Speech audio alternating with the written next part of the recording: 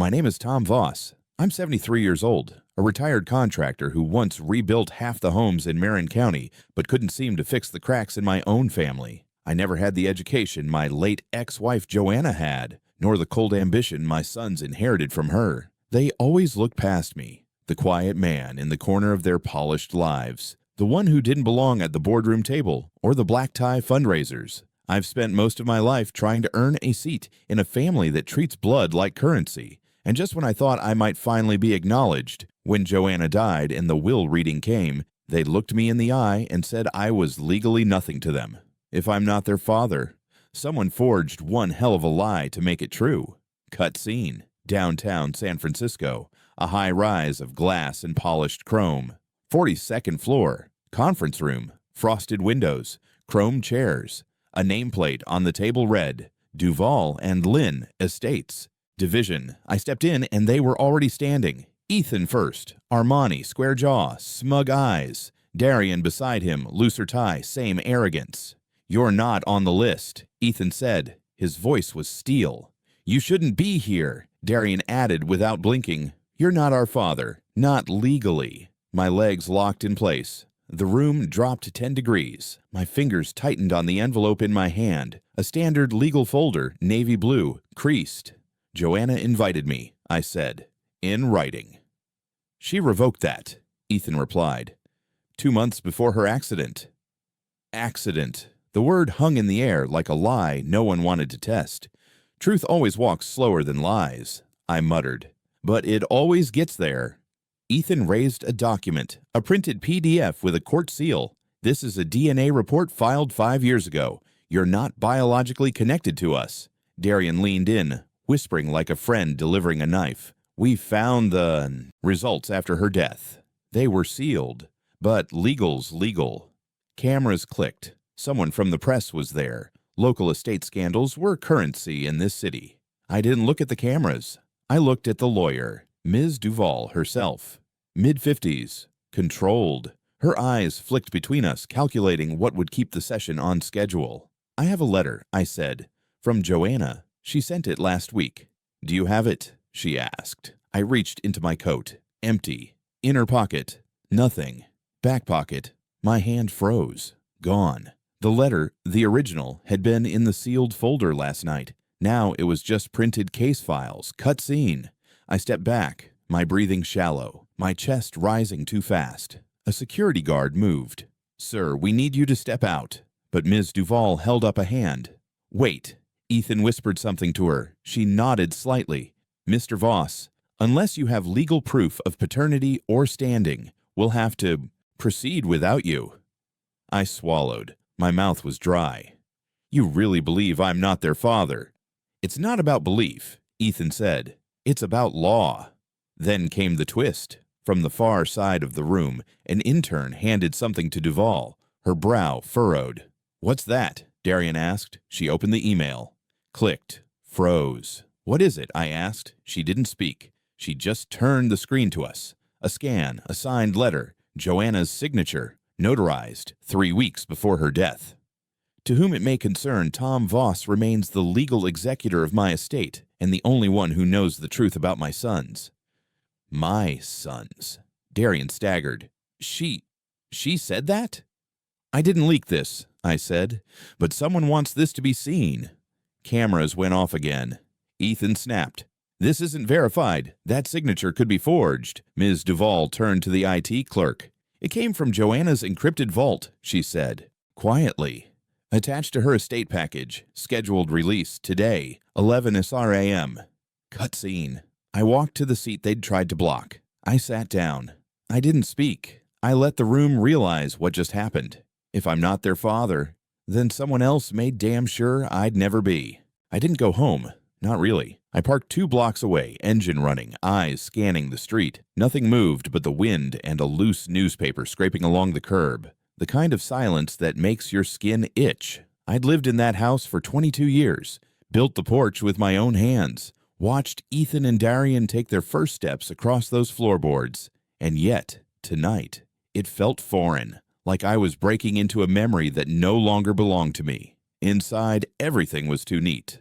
A vase on the hallway table that Joanna never owned. 2 jackets in the closet, both black, both new. Size 42. Neither mine. There are lies that shout, and lies that sit quietly and wait to be found. I moved straight to the study. Books untouched, desk locked, top drawer stuck, second drawer, files, a photo tucked between insurance forms. I froze. It was Joanna, laughing, summer dress, holding a child. Ethan maybe, but the man beside her, he wasn't me. His face was cut out, surgically, clean slice, razor or scalpel, not torn, intentional, cut scene. I sat back on the edge of the desk, breathing hard, thoughts moving faster than breath. Joanna always said, some truths only surface when you stop digging for lies. She wasn't talking about DNA. She was talking about him, whoever he was. The door creaked. I turned fast, heart thudding. Empty hallway. Nothing. I grabbed the photo, pocketed it. Top drawer. I forced it open with a screwdriver from the kitchen. A thumb drive. Red casing. No label. Plugged it into the office computer. Password locked. 3 tries. I typed, Joanna Voss, settings none, sign 73. No. Ethan Darian, 9999. No. 1 try left. I closed my eyes. Whispered, Vermont Lake House. It unlocked. Cutscene. Only 1 folder. Private to Tom. Inside. Emails. Scanned letters. A draft of a will. Not the one read earlier today. This one was titled, Final Notarized Pending. The date on the file, 11. Days before Joanna died. My eyes scanned the lines. I appoint Tom Voss as sole executor. Ethan and Darian shall be informed of their status following formal disclosure of biological origins. Under no condition shall property rights be granted prior to DNA-confirmed validation. My stomach dropped. It wasn't just about me. She knew. She was planning to tell them. I heard the floor creak again. Louder this time. I yanked the thumb drive out, slammed the drawer shut, moved to the back door. A shadow passed outside the kitchen window, not just watching, waiting. I slipped out the side entrance, keys tight in my palm like a weapon. Got to the car, started it, backed out fast. Headlights caught a glimpse of a parked SUV, gray, windows tinted. It didn't follow, not yet. Cutscene. I called Cruz, Detective Leora Cruz. Quiet, sharp, smarter than most men I'd worked alongside in my younger years. She picked up after 2 rings. I hope you're not calling to confess, Tom. No, I said, but I think I have what Joanna tried to send. There was a pause. Then, where are you? Does it matter? It does now. We pulled brake fluid samples from Joanna's car. There weren't any. What are you saying? I'm saying her death wasn't mechanical failure. The silence on the line was worse than any noise. You need to meet me, she said. Not at the precinct, off-grid, no tech. Why?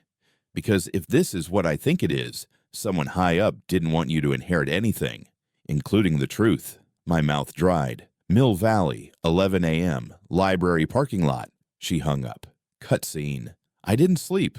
Drove all night. Coffee at a 24-hour gas station. Eyes on every rearview mirror like they held secrets. Someone had followed me. That wasn't paranoia. The SUV had been parked 3 nights this week. Different spots. Same license plate. California tag. First. 3 letters. V8K. Burned into my memory like a brand. I checked my phone. No texts. No emails. Checked the thumb drive again. No viruses. No tracking. Yet I couldn't shake it. The way Joanna's voice trembled in those emails. Not just fear, anticipation, as if she knew something massive was coming, something neither of us could stop. I didn't just lose Joanna, I'm losing every trace of the truth. Berkeley, 6:14 a.m., fog choking the sidewalk like it had secrets to hide. The building was older than it looked, sand-colored brick, tall glass, faded gold lettering above the door. Carol and Mallory, estate records. No receptionist, just a buzz-in lock and a laminated sign that said, by appointment only. I knocked anyway. Twice. A pause. Then the latch clicked. The man who opened the door wore last night's shirt and the eyes of someone who hadn't slept in weeks. You, Tom? Yes. He stepped aside. I shouldn't be doing this. That makes 2 of us. Cutscene. Inside, the lights flickered once before stabilizing. Fluorescents always hum louder when guilt is in the room. Grant Mallory moved quickly, head low. "You've got 10 minutes. After that, this building turns into a lawsuit." "Joanna's file," I said. He hesitated, then moved to a secure terminal. Fingerprint scan. A pause. Then, "She came here 3 days before she died. Said she didn't trust anyone but wanted a redundancy file locked outside the usual channels. Asked for a clause to be coded into a draft." "What clause?" He didn't answer, just handed me a wireless tablet. One document. Encrypted PDF. Password prompt. Authorization phrase required. I typed, "Vermont Lake House." Again. No response. Grant tilted his head. Try something she'd never say out loud. I thought back. Her laugh. Her warnings. Her damn sarcasm. "It's always the quiet ones you have to watch." I typed, "The quiet ones unlocked." The document opened. The screen blurred slightly. High gloss finish catching ceiling light. I scrolled. It wasn't just a will. It was an instruction manual. Assets hidden through 3 shell corporations. A trust formed in the Cayman Islands. A legal clause stating that unless Ethan and Darian both pass a posthumous identity verification, which included court-submitted biological analysis, their entire stake would revert to the alternate beneficiary. The name on that line was mine. Cutscene. "Is this binding?" I asked. My voice wasn't steady. "Not yet," Grant said. "She didn't finalize. She scheduled notarization. She died 2 days before the appointment." I swallowed. "Was there a video file?" "Yes." He turned to the adjacent computer, pulled up a subdirectory. One clip, titled Final Statement, J. Voss. He hovered over it. "You sure you want to see this here?" "No," I said. "But I have to." He double-clicked. The screen filled with Joanna's face. Pale, tired, focused. "I'm doing this for protection, for truth. Tom, if you're seeing this, it means I didn't get the chance to fix what I should have a long time ago. They're not ready. But you are. You always were, even when I doubted you." She paused. "Tell them, or don't. But don't let them bury this." Her eyes shifted. Someone was in the room off camera. The video ended abruptly. Grant froze. "That wasn't part of the original," he said. "That last second. It's new." "You mean someone altered it?" "No. I mean, someone was watching her." A loud bang. Both of us jumped. Downstairs. The door. Another bang. Grant moved to the monitor. Hallway camera, static. Then motion. 2 figures in black hoodies, backs to the lens, gloved hands pulling something from a duffel. "Is there a back exit?" "Loading bay. But we're going. Now." Cutscene. Down the corridor. Lights flickering faster now. Fire door. Alarmed. "Do it," I snapped. He slammed the bar. Siren wailed. Hall flooded with red light. Chaos in Technicolor. We ran. Storage racks, boxes, file cabinets, all blurring past. Footsteps behind us, fast. We reached the bay. Grant punched the code. Didn't work. Again. No good. "Manual override," he gasped. I turned. One of the figures was already at the end of the hall. I didn't wait. I grabbed the fire extinguisher, swung it through the latch. Crack. Metal bent, pushed it open. Daylight stabbed in. We stumbled out. Alley behind the building. Dumpster, rusted stairs. I helped Grant up, slammed the door behind us. Then we ran. Again. Into the street. Head down, heart hammering, breath shallow. Grant grabbed my arm. "What the hell is this, Tom?" "Joanna left something behind," I said, pulling him with me. "And someone out there doesn't want it found." We disappeared into the fog. "That's not your document anymore, Tom." Mill Valley smelled like old rain and money. Quiet streets, gates taller than men, security systems on every porch. I parked 3 houses down, walked the rest of the way, with the kind of pace that didn't look urgent, but didn't look calm either. Villa number 73. White stucco. Wide balcony. Window blinds drawn. Jordan Heller lived like a woman who trusted no one and had good reason not to. I knocked twice. Pause. Then once. The door opened 1 inch. Then 3. Then, finally, wide. She hadn't changed much. Same sharp eyes, short silver bob, and that stare that could skin a man alive. "You shouldn't be here. You said the same thing when I asked Joanna to marry me." "That turned out well, didn't it?" Cut scene. She poured coffee. No sugar, no milk. Not for hospitality, just habit. I don't have long, I said. Someone's already tried to shut me up. You're next. She chuckled once. No humor in it. I've been next. Since Joanna filed her first trust. I leaned forward. Then why are you still breathing? She sipped. Because I kept my head down, and because they don't think I matter. Do you? She reached behind her bookshelf, pulled out a satin-lined envelope, tossed it on the table. Inside, a USB, standard format, no markings. I was the witness for her private letter of amendment, not the will, the clause she wanted added, the one she never got to finalize. I stared at it. What's on it? A copy. Drafted and recorded. It was supposed to be encrypted, but if you've made it this far, you probably already know the password. Cut scene. I plugged it into my laptop. One folder. One file. EV. Override. Custody asset. Clause 19. MP4. I hit play. Joanna's voice filled the room. No visuals. Just audio. Tom is the only one who knows where the backups are. If this plays, it means I didn't finish it in time. But the clause stands. Ethan and Darian can't inherit unless they disclose who their real father is. And I never told them. Jordan whispered, secrets rot the house from the inside, but people would rather live in mold than tear the walls down. The sound of the front gate buzzed. We both froze. I moved to the curtain, parted it an inch.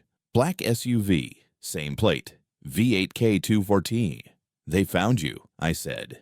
No. Jordan replied. They found you. I grabbed the USB. She shoved a second envelope into my hand. Original signed clause, not notarized, but her handwriting. Use it or burn it, but don't come back here. Come with me. She shook her head.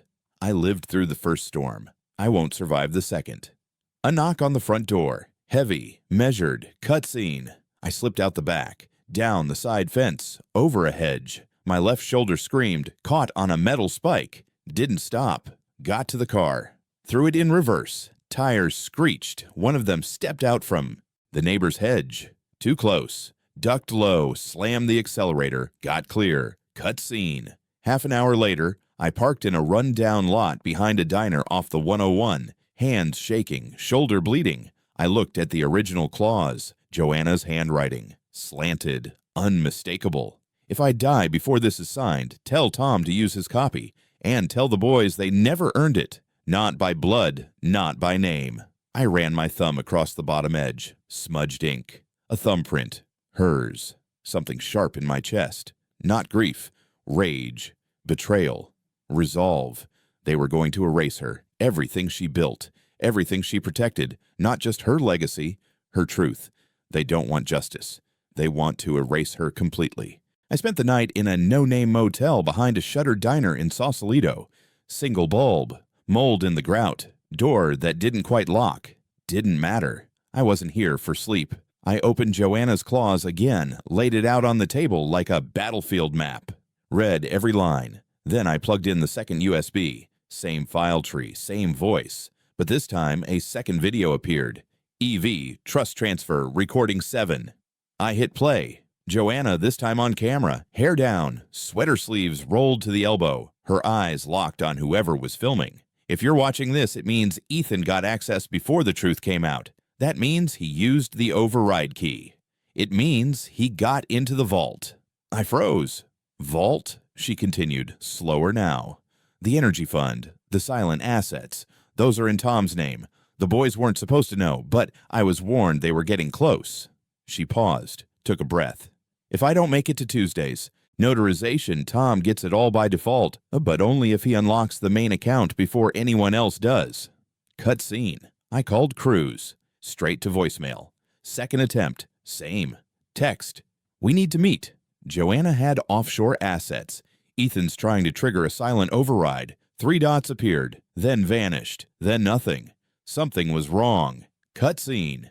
10 minutes later, I was back on the road. Battery at 12%. Blood pressure higher. San Francisco skyline rose like a threat. Beautiful, cold, indifferent. I pulled into an underground garage 3 blocks from the courthouse. Kept my head down. My hat low. 2 hours. That's how long I had before the account shifted to Ethan's legal control via a proxy trust. unless I got in first. Cutscene. The bank was marble and glass and old money, Union Pacific Trust, vault level, restricted access. I stepped to the security desk. Name, Tom Voss. I'm here under custodial transfer code E7B. Pause. The clerk typed, blinked twice. Secondary verification. I pulled out the original clause. Joanna's signature, thumbprint. The woman's eyes widened. Wait here. She disappeared behind a reinforced door. 3 minutes. 4. She returned with a man in a 3-piece suit and no smile. This way, Mr. Voss. We moved down 2 flights. Keycard access, steel doors. The hallway smelled of bleach and old carpet. At the end, a glass panel with biometric scan. Place your hand. I did.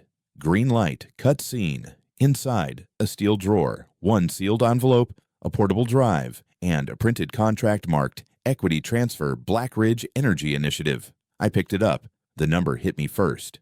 $48.86 million buried in micro-investments, silent equity, shell firms, all tied to Joanna's private fund, all now set to consolidate, unless someone else beat me to it. I scanned the contract. Final line, to be activated upon the death of Joanna Voss. Custodial ownership to Tom Voss unless prior override executed. Suddenly the room's lights dimmed. Red hue. Backup power? Sir, the clerk said from behind me, voice tight. We need to evacuate the floor. Why? She didn't answer. Cut scene. As I exited, 2 men stepped off the elevator. One wore a security badge. The other, Ethan. He saw me. I saw the panic in his eyes, not the flicker of too late. You shouldn't be here, he hissed, says the guy forging override documents. This isn't about inheritance, he snapped. You think it is, but it's not. You're holding a fuse, Tom, and you just lit it. I didn't blink. Then let it burn. Alarms blared, sprinklers hissed, panic upstairs. Footsteps. Security raced by. I tucked the contract into my coat, the drive into my shoe, and walked. Not ran. Walked. Because the truth shouldn't run. They've taken the vault. The truth dies at dawn unless I take it back. Sunrise cracked over the bay like a verdict. I stood in front of the courthouse steps, contract in hand. Crews beside me. The wind off the water cutting sharp across my neck. Reporters were already swarming the plaza. Cameras, mics, flashbulbs that flared like lightning without thunder. Inside the envelope, the original clause, the drive, Joanna's final voice file, and the truth. The courtroom was cold and clinical. White tile, wood-paneled walls, federal judge at the bench. 2 rows of attorneys and Ethan on the far left. He didn't look at me. Darian sat beside him, blinking hard, sweating through his collar. The judge motioned. Proceed. Cruz stepped forward. Your Honor, we're submitting evidence under emergency motion pursuant to Title 18, Section 1343. A ripple went through the room. Fraud statute. Felony level. Ethan finally turned. Your Honor, we object. Cruz cut him off. You don't get to object when the documents you used to seize the estate were doctored by a firm your company acquired under an alias 6 months before your mother's death.